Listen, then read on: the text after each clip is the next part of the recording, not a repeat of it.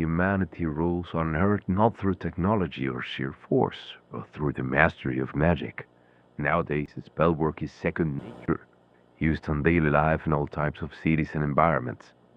This power comes at a cost. The human body, biologically speaking, was never meant to channel magic with such fineness.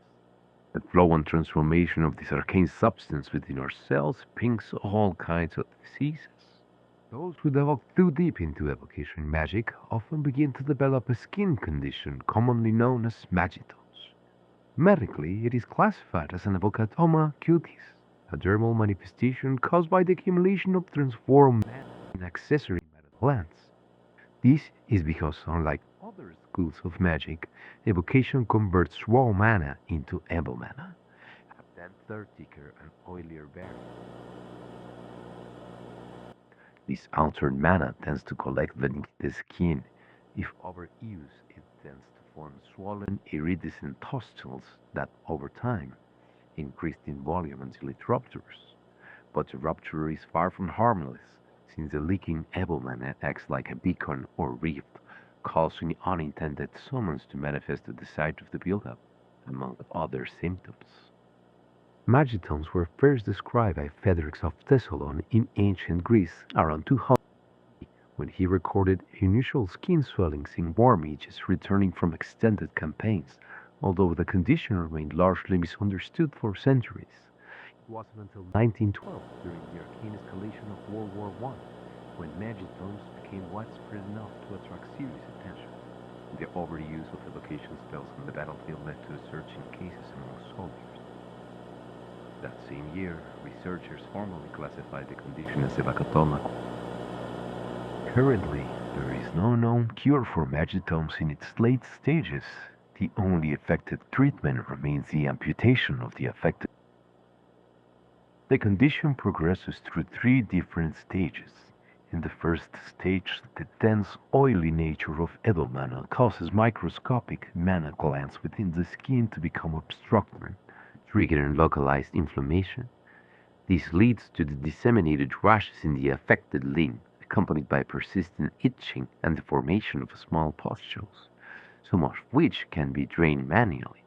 As pressure builds within the glands, adjacent ones also become compromised, causing the lesion to expand progressively across the skin, regardless of drainage or not. Patients also report a measurable decline in spellcasting efficacy. If the overuse of evocation magic continues, the condition progresses to stage 2, where the affected area swells into a firm, arcane-infused tumor that can no longer be safely removed. The limb begins to lose its function, spellcasting becomes erratic, and chronic pain sets in. Patients at this stage often experience irritability, difficulty concentrating, and frequent magical misfires due to the instability and persistent discomfort. Amputation is recommended, though not mandatory, as ceasing spell use in the affected limb can sometimes arrest the progression and prevent further erratic spell casting. Eventually, in the final stage, the tumors rupture, releasing volatile evil mana in the surrounding tissues and the environment. This leaked mana can act as a powerful magical catalyst, triggering spontaneous summoning spells directly from the rupture site or fluid buildup in any surface. These manifestations are dangerously unpredictable, ranging from hostile entities to malformed conjurations, or even partial transdimensional breaches. According to the latest clinical guidelines issued by the American Medical Mages Association, full amputation is mandatory at this point, as the limb is considered critically unstable and poses a risk for both the patient and others. Fortunately, magitomes are preventable.